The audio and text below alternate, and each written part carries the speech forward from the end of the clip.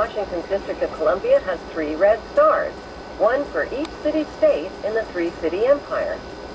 This corporate empire of 3 city-states controls the world economically through London's inner city, militarily through the District of Columbia, and spiritually through the Vatican.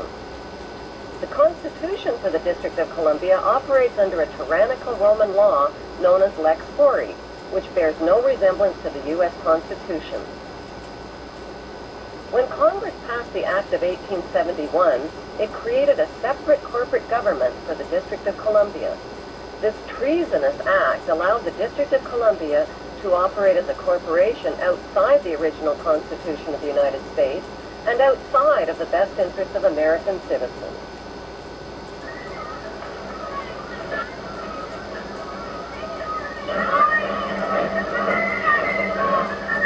A sobering study of the signed treaties and charters between Britain and the United States exposes a shocking truth.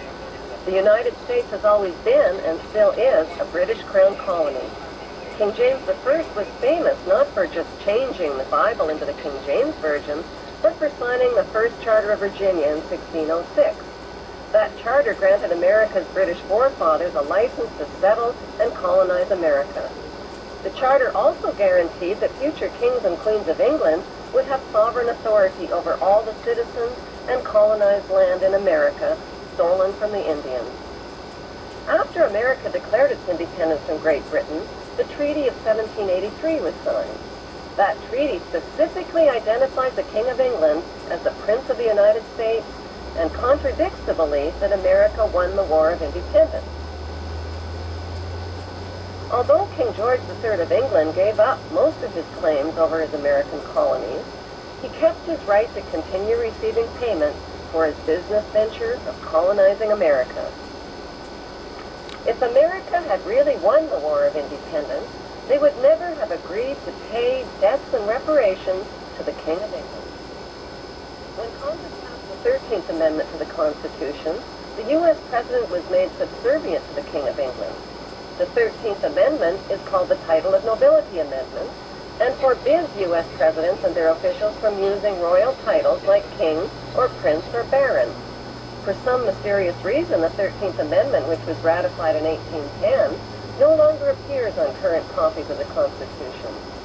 America's blood-soaked War of Independence against the British bankrupted America and turned its citizens into permanent debt slaves of the king.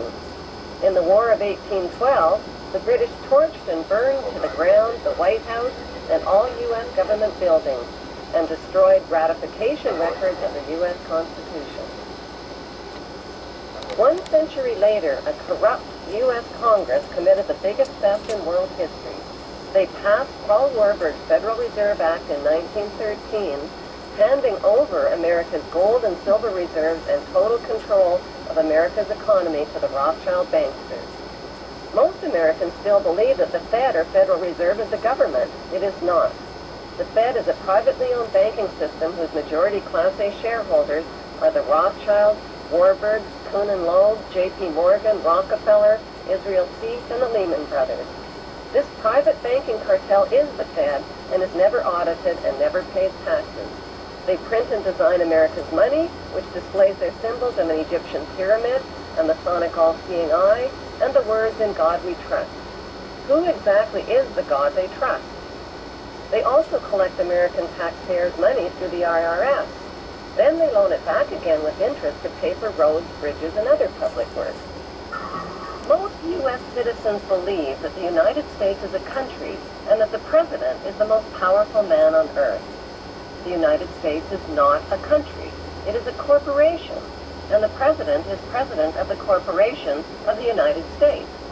He and his elected officials work for the corporation, not for the American people.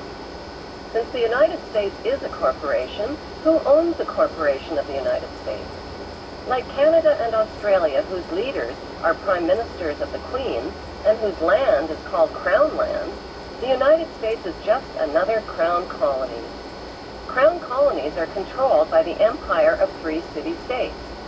At the center of each city-state is a towering, phallic-shaped stone monument called an obelisk that points skyward. In D.C. city-state, The obelisk, known as the Washington Monument, was dedicated to Freemason George Washington by the Freemason Grand Lodge of the District of Columbia. The Secretive Brotherhood of Freemasons laid the Washington obelisk's cornerstone in 1848 and contributed 22 Masonic memorial stones. 250 Masonic lodges financed the Washington Monument obelisk, including the Knights Templar Masonic Order.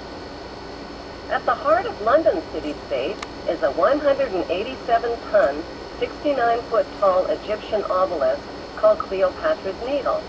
It was transported from Egypt and erected on the banks of the River Thames. In Vatican City, another Egyptian obelisk towers high above St. Peter's Square.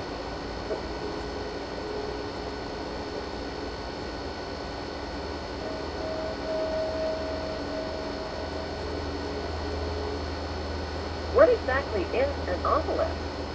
Obelisks are phallic-shaped monuments honoring the pagan sun god of ancient Egypt called Amun-Ra.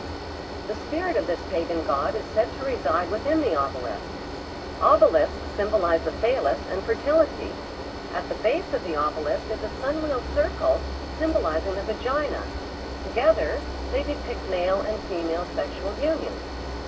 Worshippers of Amun believe Amun is the supreme god and creator of all things, and can transform himself into other gods, like Osiris, the god of the underworld, or Seth, the god of evil and chaos.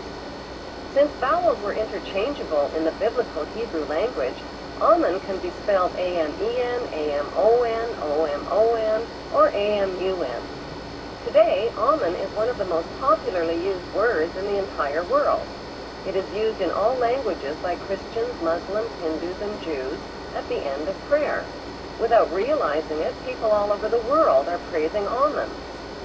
The Old Testament of the Bible is the holy book of both Christians and Jews. Amun is repeated over and over again throughout the Bible and is hidden within the word Testament. The word Amun literally means the hidden one. Many are fooled into believing that Amun means so be it or truly. But in Kings 1 verse 36 of the Old Testament, Amun is identified as the Lord God of my Lord. Why in the world would the Vatican, a fortress of Puritan Christian values, erect a monument symbolizing the pagan god Amun and sexual intercourse right in its own front yard?